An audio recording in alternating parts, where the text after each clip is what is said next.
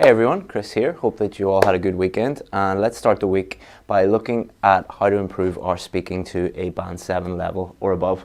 So last week we looked at a reading style stuff. We looked at a lot of reading stuff and we created a little mini course.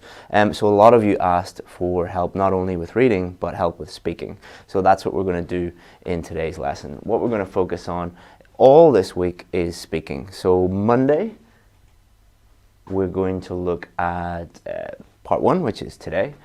On Wednesday, we're going to look at part 2 of the speaking test, and on Friday, we're going to look at part 3 of the speaking test. So just keeping it really, really simple. We're going to focus all on part 1, then on Wednesday, part 2, and then on Friday, part 3. So on Wednesday at 1 p.m, we're going to look at part 2, and at 11 a.m. on Friday, we're going to look at part 3. And what we're going to do is not give you a massive course that covers absolutely everything.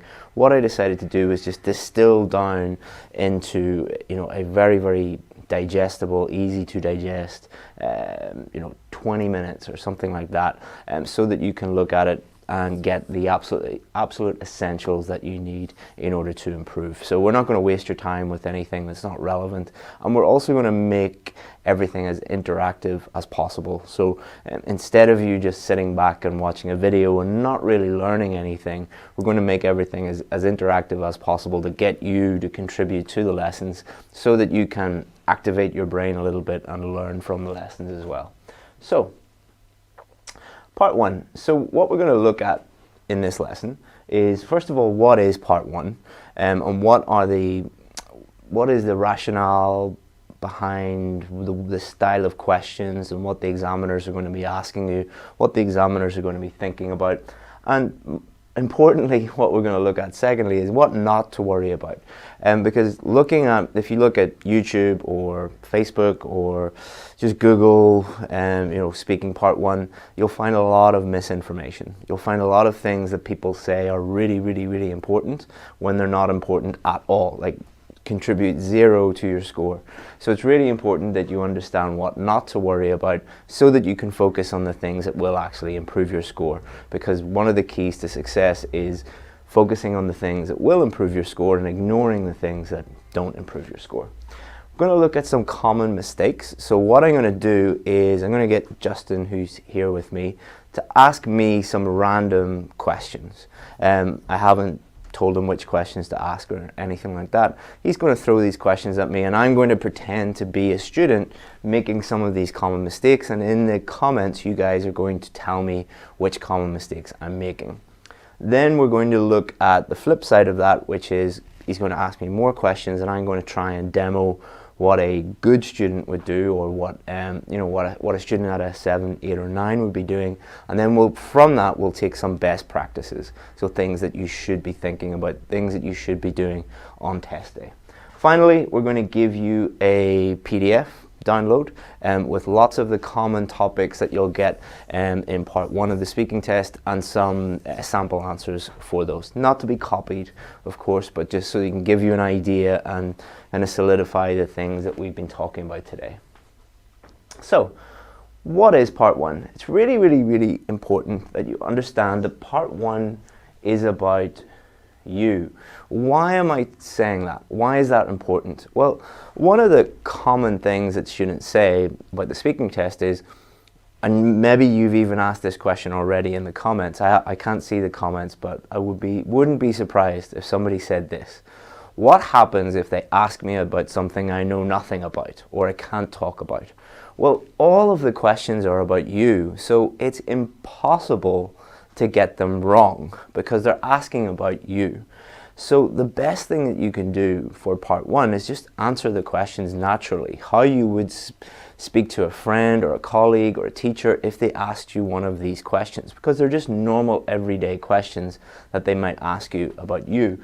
And also importantly, if they ask you a question that you just have no idea about, you can honestly answer, because it's about you, I don't know about that, and explain why you don't know it. And we'll look at some examples of that, because remember, it's not a knowledge test or an IQ test or how much do you know about this topic test. It's a speaking test. So remember that, and remember that the questions in part 1 are about you. Part 2, part 3, a little bit different, but part 1, they're about you, so don't worry about the content. Don't worry about having knowledge about these topics. This part's going to last around 4 to 5 minutes, and the examiner is going to ask you a range of different questions. They can't just ask you like 1 or 2 questions and hope that you speak for a very, very long time. And you'll see the significance of this in a second when we talk about you know, what things you should be doing and what things you shouldn't be doing. So be aware that they'll ask you a range of topics and a range of questions within each of those topics, and it'll take about 4 to 5 minutes, and this will be obviously the first part of the speaking test. So, do not worry about the following things. You might think that these things sound like I've made these up, or these are things that I'm just passing the time by telling you these things, or to be entertaining or something like that. But these are things that you will actually find on the internet. You will find these in Facebook groups, you'll find these on blogs, you'll find these on YouTube channels, especially YouTube channels for some reason, telling you that these things are really, really, really important, especially for part 1. None of these things are important at all. There is a real article from a real school telling you which clothes that you should wear in order to improve your speaking score. I'm not making this up. I found this myself. I posted it about 6 months ago or 9 months ago. It is a school actually wrote what clothes you should wear in order to improve your speaking score. We got a question a week ago from a student who asked, is it okay to wear trainers and not formal shoes in the speaking test? Would that lower his score if he was wearing like sports shoes? You do not need to worry about your attire. Do not worry about this. And why am I even talking about this? To make you laugh? No, it's because if you're worrying about things like this, then you're not worrying about the things that actually matter, which is very, very, very important.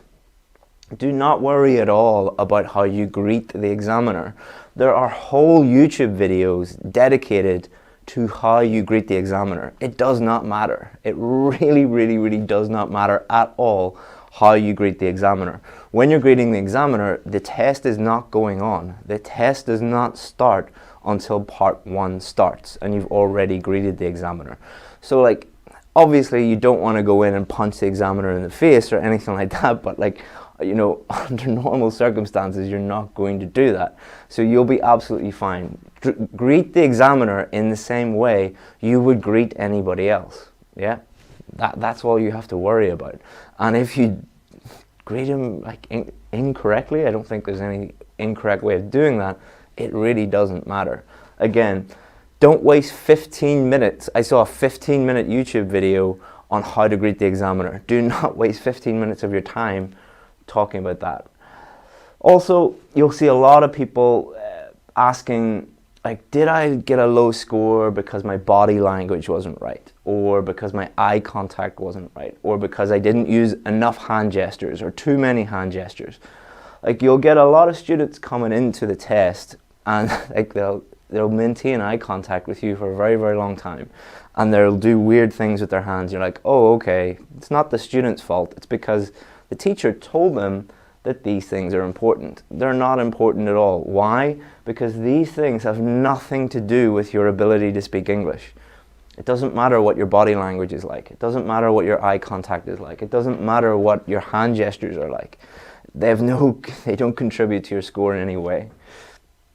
Importantly also, don't worry about the examiner. Examiners are human beings. You know, just like going into McDonald's, sometimes you'll get a server in McDonald's who's really, really friendly and really nice, and sometimes you'll get one who is not friendly and not nice and is rude. It's exactly the same with examiners. Is it part of their job to be friendly and to be nice? Kind of, I suppose.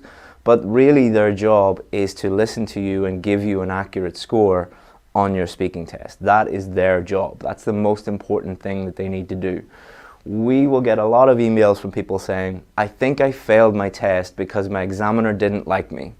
Whether they like you or not has no bearing on your score whatsoever. Or we'll get someone saying, I think I failed my test because my examiner was rude to me or was unfriendly. you know, they might have had an argument with their husband or their wife or their girlfriend or their boyfriend, or they might be just in a bad mood, or they might be hungover, they might have had been sitting in traffic before getting there and being just in a bad mood. The examiner's demeanor, whether they smile at you or whether they don't, has nothing to do with your score. Also, if they are doing their job correctly, they might be focusing on your pronunciation and your fluency and your coherence and your grammar and vocabulary. Obviously, they might not have a big cheesy smile on their face while they're doing that, because they're focusing on what they need to do. They might be serious about what they're doing. So don't worry about any of these things. And importantly, if you go to a school and they start teaching you about body language and hand gestures and what clothes to wear and how to greet the examiner, leave that school, because they're not focusing on the things that matter. The things that matter are these 4 things and these 4 things only. These are what the examiners are going to be listening out for during your speaking test and during part 1, but throughout all the parts. Pronunciation, fluency and coherence, vocabulary and grammar. So what do these things mean? I could do a whole video on, a whole 30-minute video on each of these, but just to summarize very, very quickly, can the examiner understand what you're saying? All right, do they understand 100% of what you're saying? If they can, you're on your way to getting a 7 or above for pronunciation. You do need to worry about some higher level pronunciation features like intonation and connected speech and things like that. But just for the purposes of this video and to be concise, just worry about them understanding what you're saying. Grammar and vocabulary, you do have to worry about range a little bit, but for most students, accuracy is the real reason why you're not getting the score you need. Focus on your grammar being accurate and your vocabulary being accurate. And we'll talk a bit about showing off and trying to impress the examiner with fancy vocabulary and fancy grammar in the rest of this video and throughout this week. Fluency, are you able to speak at a natural pace, or do you have a lot of pauses and hesitations? And coherence, are you answering the question? Are you developing your answer enough for the examiner to understand the answer to your question, the point you're trying to get across? Those are the things that you really, really need to be thinking about, not these things. All right, do not worry about these. So we'll be thinking about these throughout the week and talking about these throughout the week. So here are some common mistakes. Okay, so what we're going to do is talk about these very, very briefly. Then I'm going to get my glamorous assistant here to ask me a question. I haven't prepared any answers or anything like that. I want it to be as natural as possible. And I will pretend to be a student who is doing one of these common mistakes. In the comments, what I want you to tell me is, which of these am I doing? All right. So why am I doing this? To make the lesson as interactive as possible. If you just sit back and watch a video, you'll maybe learn 10, 20%. But if you're thinking about it and engaging with the lesson, you're going to learn more. And that's the reason why we make these videos, is to help you guys learn and to improve your scores. So robotic delivery, so speaking like a robot. Memorized answers, so looking at a very, very, we'll not talk about it because I don't want to give you too many clues, but memorizing an answer and giving a memorized answer instead of just a normal answer. Trying to impress the examiners, so think about the things that people try and do to impress the examiners. Way too long and way too short. Okay, so think about these. It might be multiple ones, or it might just be one, but let's start with the first question. And can I have your phone, or you're using your phone for the questions? You can use it for that one, just so I can see the comments that people are making. If you give me a first question and then we can begin.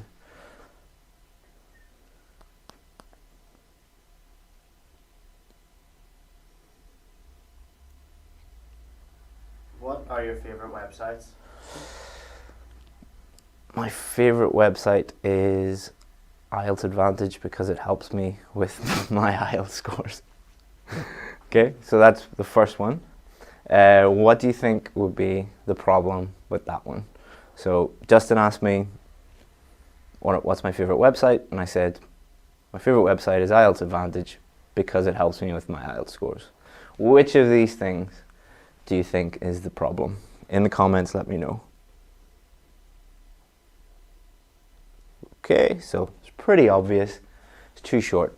But why is that a problem? So, I mean, the grammar was fine, the vocabulary was fine, the fluency was fine, pronunciation was fine. Why is that a problem? Well, you're not really giving the examiner enough to go on if you give a really short answer to a question. And they're going to be, they might ask you follow-up questions like why, or can you, asking you to develop your answer a little bit more. That might put you off. It might be like, oh, am I doing something wrong? It'll cause extra stress. You want to be developing your answer a little bit more than that. Now for part one, you don't have to develop it much more than that, but just giving a one-sentence answer wouldn't really be enough. You'd have to add a little bit more detail or an explanation or example or something like that just to develop it a little bit more. So that one was too short, and you all got that one correct. Okay, so this is going to be more difficult than I thought. I thought this was going to be really easy, but trying to answer a question and pretend to be someone else is more difficult than I thought. All right, so give me another one. What's your favorite kind of weather? Favorite kind of weather. Okay. My favorite kind of weather is cold weather because I do not like to be cold. When I am cold, I feel bad and I shiver because it is very cold. I always like warm weather. Warm weather is nice. That's why I like the summertime. Okay, so in the comments, what do you think about that one? Was it a memorized answer, trying to impress the examiner, too long, too short, robotic delivery? What do you think?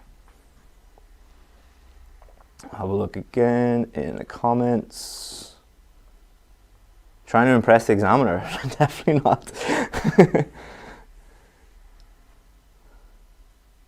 And Dweet Chan says robotic delivery. Yeah, so, I mean, this is not really a student's fault. It can be a couple of things. Number one, it can be because you're really stressed out. It is a very stressful exam. Obviously, you might have a lot of pressure in terms of it might cost you your job, it might lead to your family being upset with you, you might have a visa waiting for you. It is a very high stakes test. So what happens is people just kind of clam up and speak in a very robotic way. So that is a problem because you're not being as fluent as you could be. Also, if you are so stressed out that you are speaking in that way, then people tend to make, in my experience, more grammar and vocabulary mistakes because they're just not relaxed and speaking in a natural way. And also, sometimes it can cause pronunciation issues for the same reason because a lot of people, when they're speaking in that way, can speak in a very quiet way, like inside their mouth is how I always describe it, rather than projecting their voice, so it might make it a little bit difficult for the examiner. So there's lots and lots of problems you can have there. The other reason is a lot of people have been taught that the IELTS speaking test is a formal academic test and you should speak in a formal academic way. It's not. It's a speaking test about how you would speak to a normal person in a normal situation. You're not going to speak in that overly formal, overly academic, robotic way because that's not how you would speak to someone. Like imagine if Justin and I were having a meeting and I said like, how was your weekend? My weekend was good. He wouldn't really talk like that. So one of the key pieces of advice is just speak to, my phone's going, who's calling me? Just speak to the examiner in the same way that you would speak to a friend or a colleague or a classmate or a teacher, someone who you know, when you're not speaking in a really informal or formal way. Just in a normal way would be good. Okay, another one. What kind of things do you normally wear?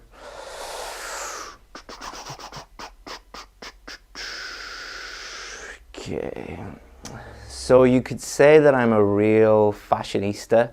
And I wouldn't really dress down once in a blue moon because I am a real fashionaholic and fashion is my life. I would die for fashion. So when I'm in the mood, I go to the shopping center with my buddies and we buy the place out and we spend lots of money buying new clothes. Okay, so in the comments, what would you say is the problem there? Memorizing? No, I wouldn't say that was a memorization. Robin said trying to impress. Yeah. So that person is trying to impress the examiner, and what they're doing is they're just thinking of as many big words and idioms and fancy vocabulary as they can. They are not answering the question. They're not thinking about answering the question. They're approaching the test as if it is a vocabulary test. You can also try and impress the examiner with fancy grammar structures and things like that, but that person was principally thinking that the test wasn't a speaking test, it was a vocabulary test, and ignoring these things. All right, so when you're doing that, when you're focusing just on vocabulary, then you're not really focusing on being coherent and answering the question. So there's a relationship between these two, and you shouldn't worry about these too much. Or sorry, you should worry about these, and you shouldn't worry about one more than the other. Because if you're going, it's like, for example, if you are just focusing on grammar and being 100% accurate all the time, then your fluency tends to go down. All right, because you can't think of the perfect grammar every single sentence and hope to have really, really good fluency. Same with your vocabulary. If you're just focusing on vocabulary, then your fluency and your coherence tend to be affected. So there is a relationship between these two. Remember, it's a speaking test, and these are components of speaking. It's not just a pronunciation test, or just a vocabulary test, or just a grammar test, or just a fluency test. So we talked about robotic delivery, we've talked about trying to impress the examiner, we've talked about being too short. Memorized answers, this is when obviously you memorize an answer, and this really trips people up, because what you'll do is you'll memorize an answer for a common question like tell me about your hometown, or describe your home, or one of these, like what is your job, what do you like to do in your free time. So they'll memorize that answer, and they'll give normally a very, very, very, very long answer to a question, and I'm sure you've heard people do this. What that means is two things. Normally, so that will affect your coherence, because you're not really answering the question, because you'll ask someone, like a really good example was on Friday. I was working with a student, and I asked them, is your hometown a good place to grow up? And they told me about the architecture in their hometown, the transport system in their hometown, what else did they talk about? Education system, like telling me everything about their hometown. And I said to them, you just memorized an answer about your hometown, and you've given me that. So that obviously affected their coherence. What will also happen when you memorize an answer is the examiner will not think, oh my God, this person is amazing. The examiner will think, this person has memorized an answer, I'm pretty sure. Let's ask them a more difficult question, or a question on a different topic, or a follow-up question, and see how they cope with that. They'll ask you a different question, and what people who memorize answers normally do is like, I don't know how to answer that because it's not because I haven't memorized an answer. So you're not fooling the examiner. They're trained in these things. They know what you're doing. They do it for a job. Could someone come into your job and try and trick you on something as silly as that? Hopefully not. So why do you think the examiners would fall for that? So you've just demonstrated that you can't speak English. You've demonstrated that you can memorize answers and give very, very long answers, but it's not a memorization test, all right? It's a speaking test. So here's these common mistakes, and let's look now at best practices. So I'm not going to give you the best practices.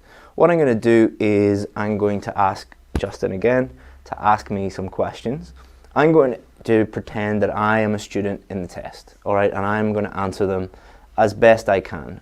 Demonstrate what I would do, and then we're going to come up as a group. In the comments, you're going to tell me some of the things that you think I did right. Remember, we're going to be basing everything on these: pronunciation, grammar, vocabulary, fluency, and coherence. So, and compare them also with the bad examples that we showed you here. Okay, and let me just have a look in the comments.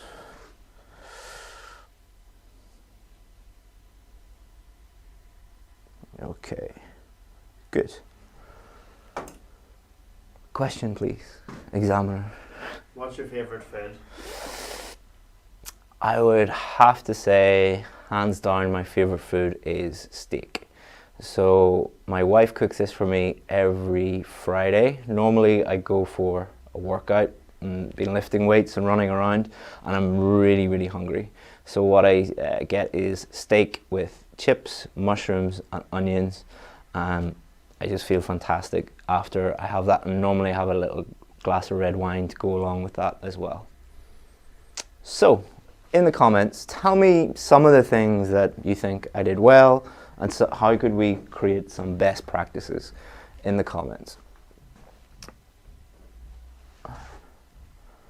And that wasn't like by the way, that wasn't a perfect answer, or an answer that you should copy, or an answer that, you know, that's the only way to answer that. What's your favorite food? There are a million ways that you could answer that could get you a band 9. There are a million ways you could answer it to get you a band 5. The content wasn't important. What we're trying to get are these best practices, the things that you can learn from, so that you can not copy that answer, but model it and learn from it.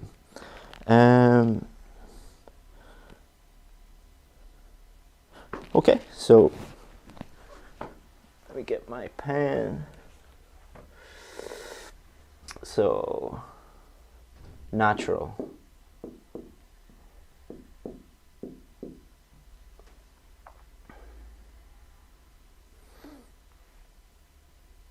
So a lot of you are saying that the answer was too long.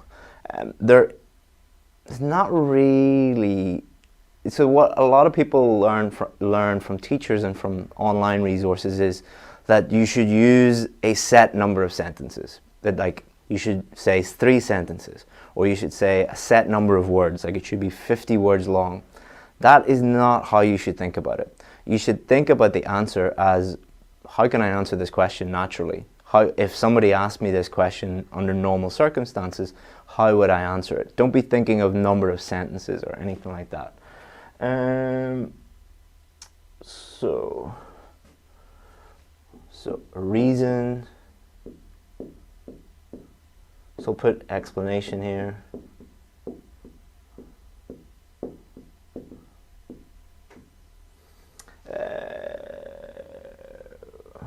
You see.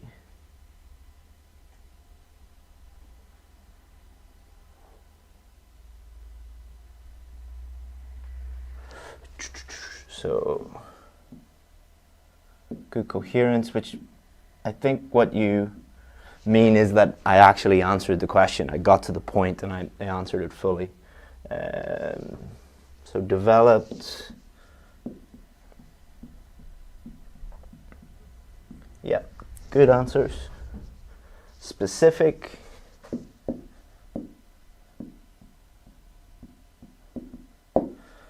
Anything else? Okay, so it's better to get like rather than just give one answer. I'll give a few different answers and then you can judge. It's better to have a good sample. All right. What kind of TV programs do you like to watch? I love to watch US crime dramas. So there's a few of those that I've really become addicted to in the past. Principally The Sopranos, The Wire and Breaking Bad. So these are all very, very long series, and what I like about them is they're very episodic, so that you can just go from episode to episode to episode, and it's try and watch like 1 or 2 a night, but sometimes it goes a little bit over that because they are very, very addictive. So again, from that, what would you say are the good things that you could use to model as well?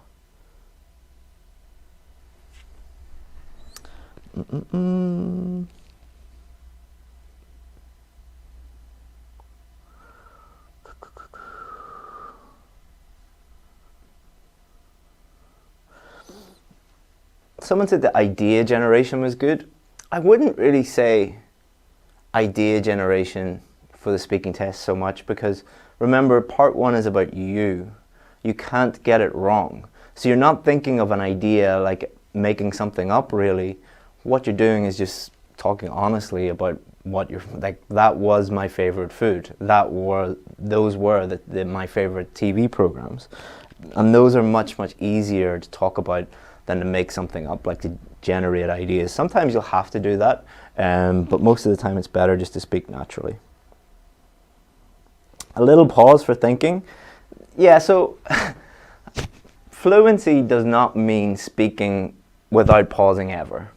You do need to think, all right? It is better to think for a couple of seconds and then give your answer than to immediately begin talking and then get lost and, you know, start So I don't think it's, you know, mandatory for you to think at the beginning. I don't think that's a best practice. But I think the point I'm trying to make is fluency does not mean that you never pause. It's a bad fluency is when you're pausing at an unnatural rate.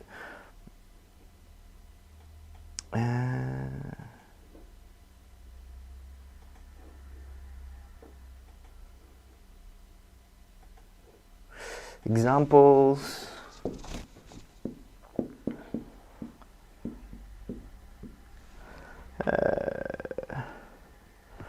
Okay, grammar.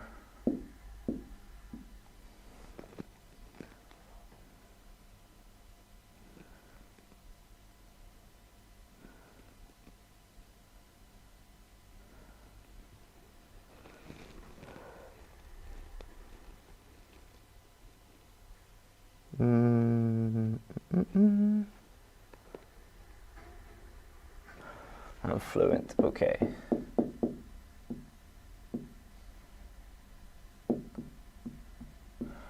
Okay, so I'll give one more example and then we can talk about what I did. Do you use any apps? I use too many apps. I use hundreds of apps. Actually, recently what I've been trying to do is to make my phone a lot healthier to make me more productive. So what I mean by that is, in the past I had a lot of social media apps such as Facebook, Instagram, YouTube, and that wasted a huge amount of time. So I deleted all of those from my phone, and now I use apps that can track my number of steps that I'm taking, my sleep, general exercise, calorie intake, things like that. So that will help me improve in the future rather than just waste time with apps that don't really improve my life at all. Okay, so again, what do you think about that one? So all of them have some common themes, all right? And that's what you want to do. You don't want to be copying the content or thinking this is exactly what he said or this is exactly what he did. Just think about the common themes amongst them. So definitely a lot of you talked about that they were natural, and yes, these are about me. They're questions that they're asking about me. When you are in the test, they're asking about you. So just ask them naturally or answer them naturally. And that is going to help your fluency, but I also think it helps your grammar, your pronunciation, and your vocabulary as well, because you're not thinking too much, because it's just easier to talk about yourself and to talk naturally. Also, I wasn't talking in a very robotic way. I wasn't trying to impress the examiner. I wasn't trying to insert lots of fancy words or anything like that. I was just speaking. Obviously, I'm a native English speaker, so that obviously helps. But if you need a 7 or above, you should be at a high level of English anyway. So just speaking in the same way as, imagine it's your first day of a new class and you're speaking to your classmates. How would you answer those questions? So a lot of you talked about the questions are developed. I gave some explanations, some examples. Again, going back to this, answering it naturally. I don't think it is a good idea to answer part 1 questions in a very formulaic way. What do I mean by that? So what a lot of people will do is suggest that you answer and then explanation and then example. Like, that is a very, very formulaic way of answering a question. Can that help you? Sure, it can help you, but does that mean, do you answer questions in your native language in that way? Like, imagine you're speaking to your brother or your sister or your friend tonight and they asked you, what's your favorite TV program, or what's your favorite food? You wouldn't think, like, my favorite food is steak. Explain, you know, and then, okay, it's my favorite food because blah, blah, blah, blah, blah. Example, last week, you wouldn't really do that. Does that mean that you should never use explanations and examples? No, but just have them as like tools in your toolkit. You can use them to help you do that. All right. Justin's having a little problem with so explanations and examples. Think about it when you're developing things. Think about I need to give the examiner enough information so that they can understand what I think about this, but don't think about it in a formulaic way, like a mathematical formula. You can add a little bit more detail, add an explanation, add an example, but not in a formulaic way. Hopefully that makes sense. Coherence, so that's related to I developed the answer and I answered the specific question. All right, so when they ask you about your favorite food, tell them about your favorite food. If they ask you about apps, talk about apps. Answer the specific question that they're asking you. And also, again, developing it will help with your coherence. Now, I'm a native English speaker, so I don't want to say my grammar was great or my vocabulary was great because I was, born speaking English. Obviously, as well with fluency, so we not want to talk too much about those. I'm not going to pat myself on the back by saying my English is great when I'm a native English speaker, of course. But the more, what you will find there was, I didn't try and focus on using really, really impressive grammar, impressive vocabulary. What I did was just answer the questions naturally, and by doing that, the grammar and the vocabulary and the fluency just flowed from that. If your grammar and your vocabulary and your fluency is good enough and you just answer the questions naturally, these will take care of themselves. But if you go into, okay, he asked me about my favorite food, what are some big adjectives that I can think of, or what are some idioms I can use, then your fluency is going to suffer because you're thinking way too much, and you're probably going to make lots of grammar and vocabulary mistakes because you'll be thinking about grammar and vocabulary that's beyond your level, that you're not able to use yet. So use the grammar and vocabulary that you are comfortable using to fluently develop your answer, and then everything kind of looks after itself. Pronunciation, we'll not talk about that because I'm a native English speaker, and hopefully my pronunciation is okay. So let me have a quick look at the comments.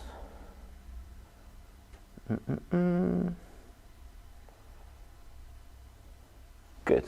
All right, so what we're going to do now is I'm going to give you a free topics and sample answers download. So you can do one of two things. Either you can Google our website, IELTS Advantage, and go to the Speaking Part 1 section and you'll find it. Or you can just click the link in the comments that the IELTS Advantage is commenting now. Let's have a look. If we go here, it's called IELTS Speaking Topics. So you can Google that or just click the link. And if you comment here, Speaking Part 1, download your free PDF guide. So you can just click that, enter your name, enter your email, and I believe that it just downloads automatically and is sent to your email as well. So what you'll get there are lots and lots of sample answers, sample questions, common topics.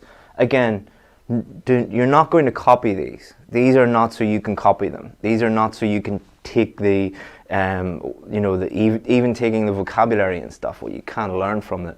But you're not going to answer it like this because it's about you. You're going to answer them based on you and your experience, because that's what it's about. You're not going to copy someone else, but these will give you a good idea, and you can also relate it back to these best practices, talking about, you know, development and, you know, how I answered the questions.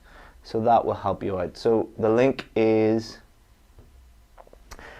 if you're watching the recording of this, it's in either at the top or if you're watching on YouTube, it'll be in the description. You'll find it if you look for it, and you can download that and have a look. What I would suggest you do with these is an exercise you can do is take each of the questions and just write them down on a piece of paper or have it on your phone or something like that, and look at each question and answer it how you would answer it, and then record yourself and then listen back and think about the best practices and the common mistakes that people make, and you can critique your own work and get better on your own and do some practice at home. And if you do that, you'll really, really improve. So hope you enjoyed that. On Wednesday, we will look at part 2, which is a lot trickier than part 1. Part 1's really just easing you into the test. Part 2 is a little bit more tricky, so join us at 1 p.m. UK time on Facebook on Wednesday, and we'll look at part 2.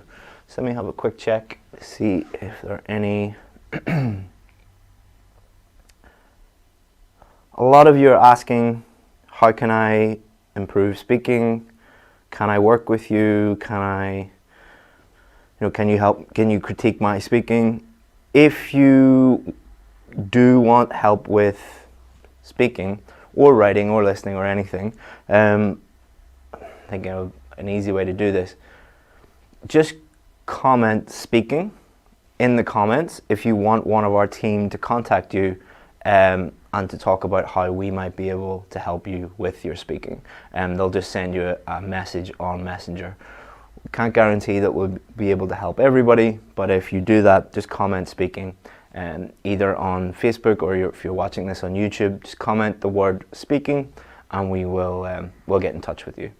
Thank you very much, guys. Hope that you join us on Wednesday and hope that you find that useful. And give us some feedback on the lesson. If there was something that you liked, tell us. If there's something that you didn't like, tell us. If there's something extra that you need, feel free to tell us. It's always good to get feedback. And these lessons are free. All we ask is that you give it a like or say thank you in the comments. That's all we ask for. Thank you very much, guys. See you on Wednesday. Bye-bye.